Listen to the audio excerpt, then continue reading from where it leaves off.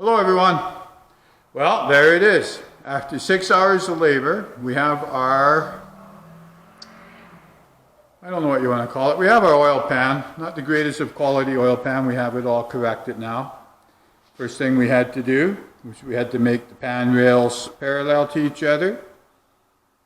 We had to relieve the pan around each one of these bolts so you can get a socket on them. That all took time. We had to modify the oil pickup inside and the pickup tube. We had to cut the bottom of the pan out like we showed in the previous video.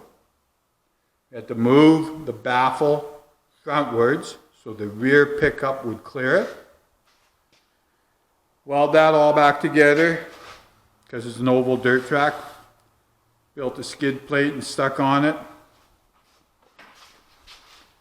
Turned out really nice, but 6 hours labor. All right, everyone, so, well, we're going to turn it over now, dump a bunch of oil in the thing, and fire it up on the test stand.